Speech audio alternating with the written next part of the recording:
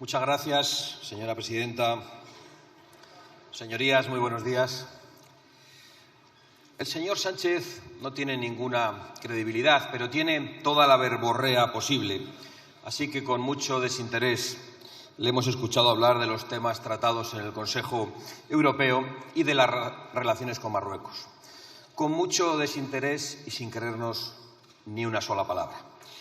Y digo yo, ¿no habría sido más fácil que fuese Marruecos al Consejo Europeo en lugar de Sánchez, ya que la política exterior de España se dicta desde allí, se le ordena desde allí al señor Sánchez?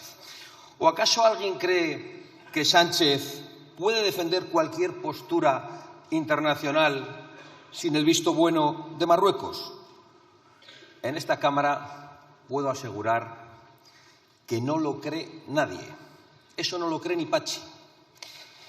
Y puedo probarlo, señorías, porque es una evidencia que los aliados más radicales del Gobierno de Sánchez, los que le imponen la política nacional, ni siquiera se han atrevido a discutirles seriamente el cambio de postura sobre el Sáhara.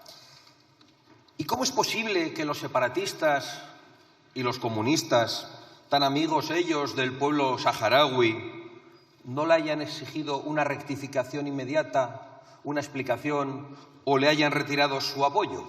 Parece extraño porque ellos han conseguido y consiguen todo lo que desean de este Gobierno. Todo lo que desean gracias a la debilidad de Sánchez. Sillones, competencias, hasta indultos, cambios del Código Penal y amnistías para ellos mismos. Es decir, todo lo que Sánchez decía que no iba a darles, ha terminado por dárselo. ¿Cómo es posible entonces que sus socios no se hayan acordado nunca de sus amigos saharauis más que con alguna intervención de compromiso en esta tribuna, cuando durante décadas han exhibido aquí todas las reclamaciones y banderas del pueblo saharaui? ¿Cómo es posible que de todas sus reivindicaciones justamente se hayan olvidado de esta? Es muy sencillo, pues porque saben, igual que lo sé yo, que lo saben los representantes de mi grupo, que esas cosas Sánchez no las decide. Saben que Sánchez no puede darles lo que no tiene, y hace tiempo que Sánchez no tiene más remedio que obedecer las políticas que le dictan los que tienen poder sobre él. Solo así se explica la sumisión de Sánchez a Marruecos y el silencio de los cómplices de Sánchez para esta investidura. Si alguien está convencido de que esto no es verdad, que suba aquí y que lo explique y que encuentre otra explicación, pero saben que no la hay. Pero más allá de esta indigna y preocupante realidad, lo cierto es que en el Consejo Europeo se han tratado temas muy importantes y ojalá alguien pudiera estar allí para defender los intereses de España y de los españoles y no sus intereses personales. En vez de eso, acude a los consejos europeos un presidente débil, un presidente sometido, un presidente del que se ríen sus socios y un presidente que está en un proceso de huida hacia adelante peligrosísimo para los españoles y para la convivencia. Es más, creo que no me equivoco si afirmo en esta tribuna que los daños más grandes de Sánchez son los que están todavía por llegar y los que afectarán a España. Y afirmar esto del presidente del Gobierno, que ha destruido la separación de poderes, que ha encerrado inconstitucionalmente a los españoles, que ha destruido la igualdad de los españoles ante la ley, que ha puesto a las mujeres españolas en peligro, pues significa que debemos prepararnos para lo peor. No retórica para usar en esta tribuna, lo creo firmemente. Lo creo porque el señor Sánchez se siente acorralado por la corrupción que vamos conociendo y por la corrupción que ya hemos vivido en esta Cámara, la que ha hecho a la vista de todos, comprando votos para su investidura en esta Cámara a cambio de favores criminales. Lo creo al ver que, acorralado por la corrupción, ha vuelto cerca de unas citas electorales otra vez el Sánchez necrófilo. Pero esta vez en unos extremos que a cualquier persona decente creo que le deben producir náuseas. Y cuando vemos a ese Sánchez que ya no disimula su rencor, su odio y su rabia, sabemos que es capaz de todo. Por eso, el señor Sánchez, y me produce repulsión incluso relatarlo, se ha hecho vídeos y fotos con restos humanos, con tibias, con cráneos, con huesos, de las víctimas del Partido Socialista en el siglo pasado, de las víctimas provocadas por el Partido Socialista en el siglo pasado. El señor Sánchez ha asaltado una cripta a donde no podían ni acceder los familiares de las víctimas, para posar como hacen solo los salvajes y los bárbaros con los restos de sus víctimas. Indígnense lo que les dé la gana, pero es lo que sienten muchos españoles al ver en las pantallas una foto tan infame como la del presidente del Gobierno. ¿Cuál será su miedo y su desesperación como para ofrecer ese espectáculo macabro? Y se ha atrevido a subir a esta tribuna hace unos minutos para hablar de los que intoxican el debate público y para hablar de los que llenan de fango las pantallas de los españoles. Y se saca fotografías con los restos mortales de españoles muertos en una contienda civil fratricida a los que no ha mostrado ningún respeto para exhibirlos en las pantallas y a los ojos de todos. ¿Qué sentirá al sacarse fotos con esos cráneos, con esos restos humanos, convocando allí a los periodistas? ¿Alegría por una proeza patética? ¿Autosatisfacción? ¿O quizá algún extraño y diagnosticado placer? Por supuesto, aparte de los placeres íntimos que eso pueda proporcionarle, que yo no lo comprendo, esas fotografías tienen una intencionalidad política. Y eso es lo más grave de todo, porque eso es lo más amenazante para la sociedad española, para su convivencia, para la concordia y para la libertad y el derecho de los españoles a acercarse al pasado histórico como les venga en gana, y eso es lo que el Gobierno no quiere permitir. Sánchez quiere pisotear la reconciliación entre los españoles. Lo sabemos hace mucho tiempo. Quiere sembrar cizaña y, si le es posible, parece que hasta la violencia, rescatando los viejos odios entre españoles. Quiere pisotear la memoria de todas las víctimas de un enfrentamiento entre hermanos, de todas. De las del bando nacional, posando con sus cráneos como si fueran trofeos hace una semana, y de las del bando republicano, utilizándolas de manera perversa para remover el odio. Y eso lo hacen los que dicen que no hay que utilizar a las víctimas, nunca. A las víctimas de las agresiones sexuales, a las víctimas del terrorismo, sean cuales sean las víctimas, no hay que utilizarlas. Eso sí, el presidente del Gobierno va a sacarse fotos con los muertos de una guerra civil, en una falta de respeto insoportable a los muertos que nos aleja de cualquier signo de civilización y nos acerca a la barbarie. Y todo porque cree que es una manera muy astuta de ocultar sus corrupciones y su debilidad.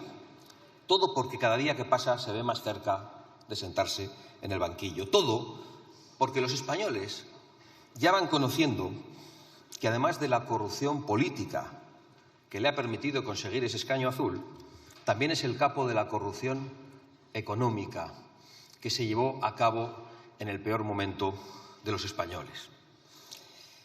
Todo hasta posar con calaveras de personas muertas para que no se hable de cómo en España se reparten los contratos y las subvenciones. Cualquier cosa, hasta posar con calaveras de personas muertas para evitar que se hable de que las empresas que reciben un correo de la mujer del presidente del Gobierno facturan más en España. Todo, lo más ruin, lo más infame, lo más deleznable y lo más indigno, hasta posar con calaveras, para evitar que se hable de que cuando los españoles estaban sufriendo, algunos se han llevado millones como buitres en mitad de una pandemia.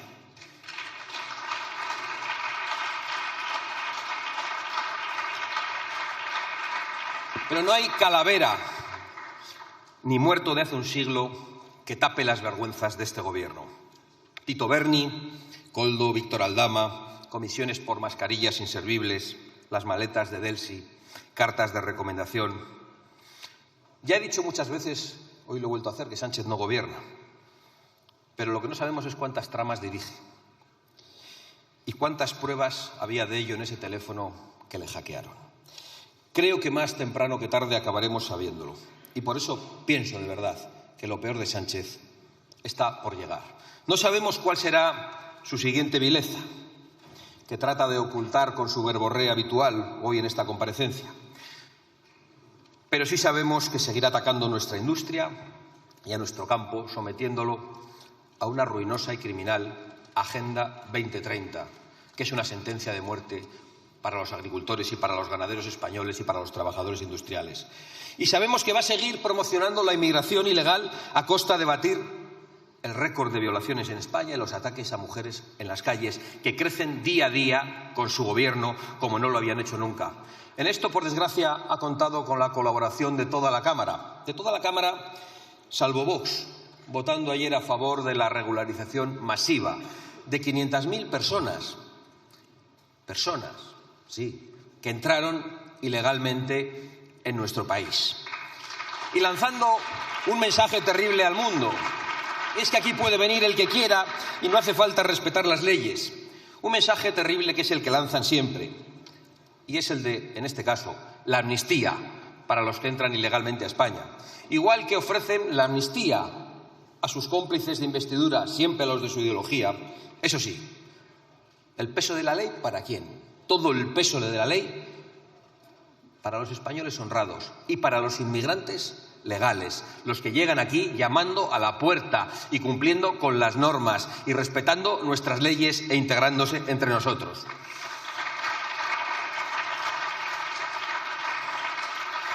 ¿Para cuándo la defensa de las fronteras que quieren la inmensa mayoría de los españoles?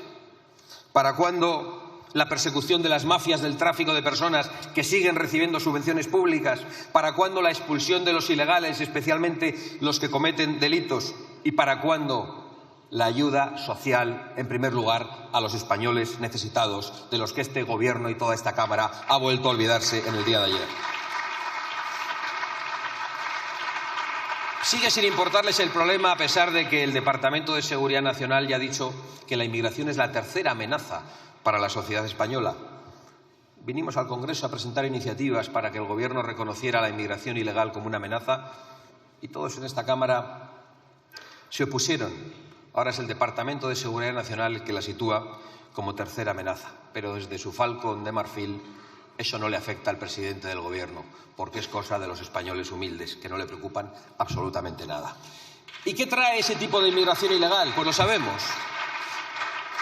Trae muertes en el Mediterráneo para personas engañadas por las mafias, trae inseguridad en nuestras calles, trae degradación de los servicios sociales y de la asistencia sanitaria. Y trae también, y lo sabemos por qué ha ocurrido, a través de esa inmigración ilegal, amenaza yihadista, la que hoy sirve para que estén en vilo muchos españoles y muchos europeos que acuden a celebraciones deportivas importantísimas que han sido amenazadas por el Estado Islámico, que ya tiene a sus lobos solitarios entre nosotros, gracias precisamente a los que han abierto de par en par nuestras fronteras, es decir, ustedes. ¿Cuál será la siguiente vileza del Gobierno? No la sabemos. ¿Encarcelará a la oposición como Maduro? Parece una burrada, pero quien ha puesto en libertad a los políticos que han cometido los peores crímenes para mantenerse en el poder está muy cerca de intentar quitar la libertad a los políticos que le molestan para mantenerse en el poder. ¿Va a dinamitar la Cruz del Valle como un caudillo talibán? ¿Va a impulsar un referéndum para promocionar y provocar la guerra en Cataluña? Ha dicho 3 veces que no. Bueno, dicen que no a todo y luego es exactamente lo que hacen. Y si lo dicen 3 veces, más motivos para sospechar, porque al presidente del Gobierno le gusta mucho repetir las cosas que dice que no va a hacer y ya sabemos que son justo las que va a hacer. Lo hemos visto estos días en la campaña vasca. Delante del presidente del Gobierno, su candidato ha dicho 3 veces que no iban a gobernar con Bildu. Y lo ha tenido que decir 3 veces. Debe ser un consejo de los asesores de imagen del Partido Socialista a todos sus candidatos. Pero nosotros ya sabemos que cuando lo dicen 3 veces es justo porque van a hacer lo contrario. De todas formas, ¿por qué no pactan con Bildu? Si Bildu no es ETA, no entendemos por qué no tienen tienen ustedes problemas en pactar con ellos. ¿Qué va a hacer? ¿Van a conseguir que desaparezcan los testaferros y los testigos de la corrupción? ¿Cuál será la próxima vileza de este Gobierno para evitar la acción de la justicia? Lo dicho, nosotros esperamos absolutamente cualquier cosa de este Gobierno. Ya hemos visto que están dispuestos hasta a posar con españoles muertos sin mostrar ningún tipo de respeto, en una actitud que no voy a calificar.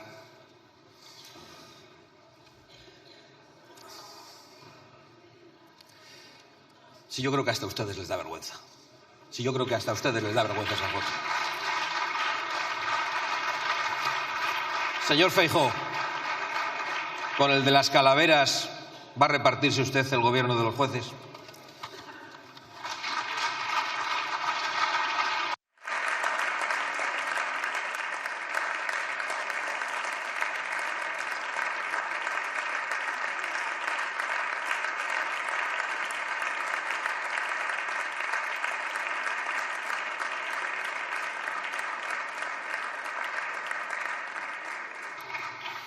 Muchas gracias, señora Abascal. Por el Grupo Parlamentario Plurinacional Sumar tiene la palabra el señor Errejón Galván, también por un tiempo de 15 minutos.